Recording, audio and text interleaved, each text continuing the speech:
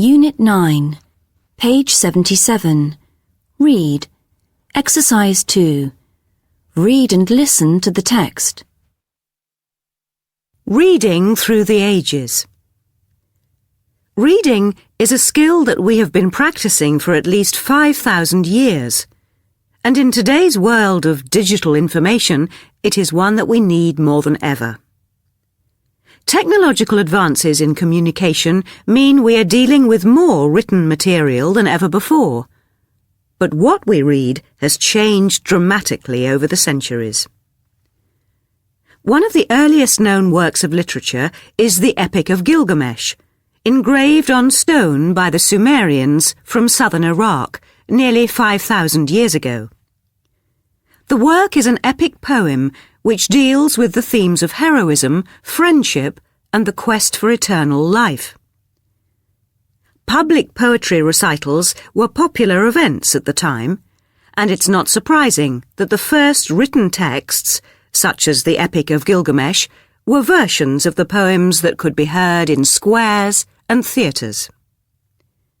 In fact, the Iliad and the Odyssey, by the Greek poet Homer, are full of repeated phrases that had enabled the poets to memorize such long poems.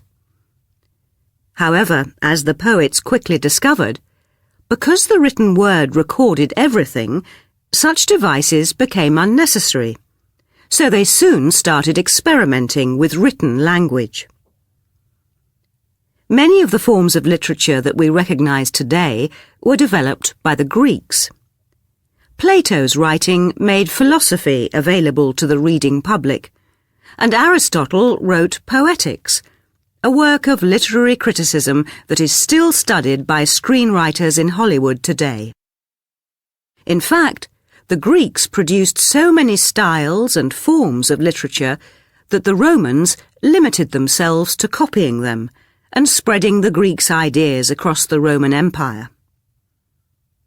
With the fall of Rome, Europe degenerated into the Dark Ages, a period of cultural stagnation, while the Islamic Empire flourished.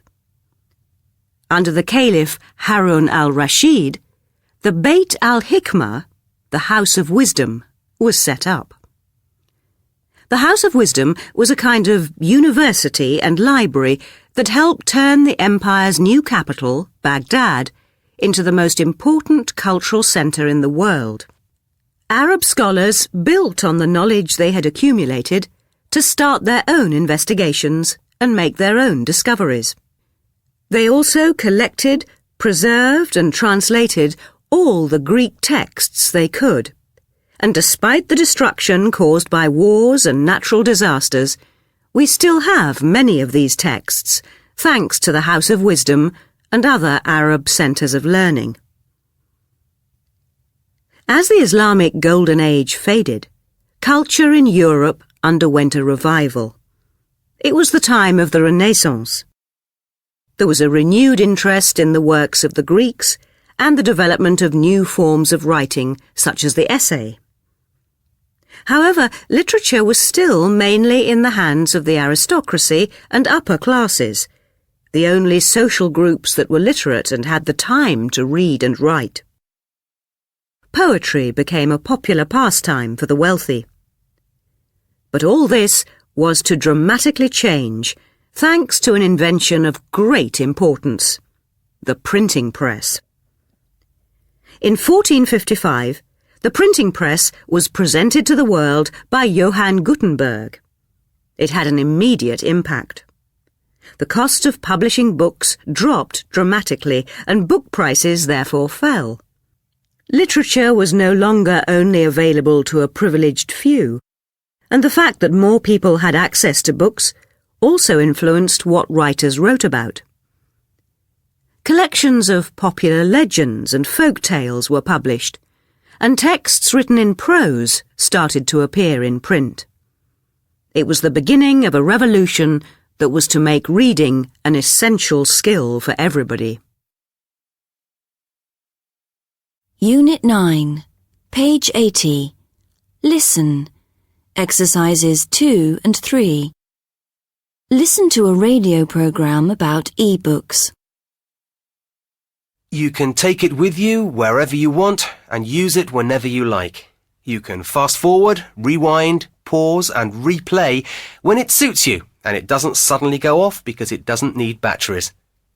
You can have innumerable experiences with it, from reliving the lives of the pharaohs of ancient Egypt to taking part in a modern detective investigation. Yes, I'm talking about the humble book. Since humans started reading tablets and scrolls over 5,000 years ago, books have been educating and entertaining us. But on tonight's programme, Alice Crumble from the e-book project is here to tell us that the days of the printed book are over. Welcome, Alice. Good evening. So, Alice, why do you think books are about to disappear from our lives? Well, I don't think they will completely disappear, but I do think that e-book reading devices are going to drastically reduce book sales, in much the same way that digital music files and MP3 players have cut the sales of CDs incredibly. Yes, but there was nothing comparable to small MP3 players before. Cassette and disc players were relatively big, and you couldn't store music on them. Exactly. With the new e-books, you'll be able to store lots of books on them. OK, I admit that is an advantage, but I'm still not convinced. But think of all the space you'll save at home if you can store books digitally. The internet has virtually destroyed the market for printed encyclopedias because people just don't have the shelf space for all those volumes. But e-books are actually bigger than paperbacks and most hardbacks. That's debatable. Some books are smaller and some are bigger. Imagine the following situation. A woman is sitting on the underground going to work, and she's just arrived at the most interesting part of the book, and ping! The screen goes blank because the battery has run out. That doesn't happen with paperbacks. That's true. But the latest e-books have very long-lasting batteries, and that is unlikely to happen very often. And I think it's true to say that reading from a screen can strain your eyes. Yes, but again, the latest e-books have much better screens.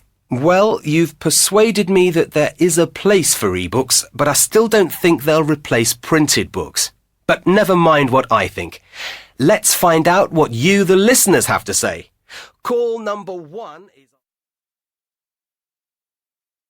Unit 9, page 83. Language skills. Exercise 1. Listen and check. So, which book are you going to write a review about for the school magazine? Jane Eyre by Charlotte Bronte. I read it from cover to cover last weekend. Oh, a classic. That's a bit boring, isn't it? Of course not. Classics are classics because they're great books. The plot is excellent. None of the stories in this week's list of bestsellers will be remembered by anyone in a few years' time. That's true. But Jane Eyre was written in the 19th century. It's hardly relevant today, is it? Well, it deals with human hypocrisy, something that is still around. Yes, but the language... You need to look up the meaning of half the words in the glossary. Not at all. Reading classics improves your vocabulary, especially if you read at a fast pace. You're quite convincing. And classics are cheap to buy too, because they're all available in paperback. And it's even cheaper to go to the library.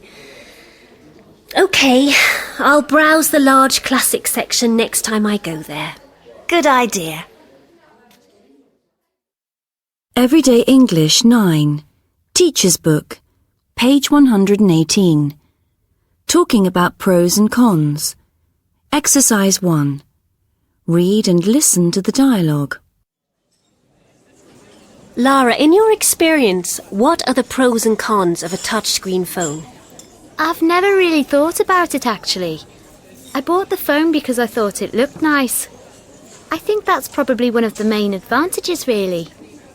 Touchscreen phones tend to be sleek and smooth, and in my opinion, mobiles are more attractive without a keyboard. Another benefit is the screen itself. This is much bigger than the screen on a normal mobile, so it's better for watching video clips or viewing photos. Let me see. Another positive aspect of touchscreen phones is their flexibility.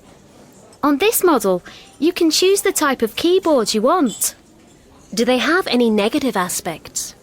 Well, it's hard to say really, because it depends on the user. One of the main drawbacks is that the lack of buttons can make text messaging difficult. Another disadvantage is that the screen can get very dirty. Also, some people say that touchscreens aren't a good idea because of their sensitivity. You can activate an application without meaning to if your finger comes close to the screen, which can add to your frustration if you've just written a long email. Everyday English 9. Teacher's Book, page 118. Talking about pros and cons. Exercises 6 and 7. Listen to the dialogue. Eddie, you've got an electric car. Can you tell us what some of the pros and cons are? That's an interesting question, Mike. I've never really thought about it. Let me see.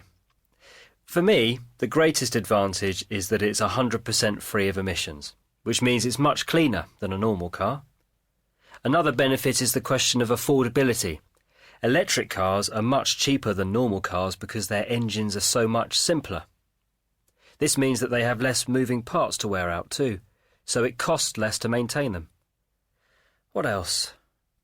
Another positive aspect is fuel efficiency. You get better mileage from an electric car than you do from a normal car. You make it sound like the perfect car, Eddie. Are there any disadvantages?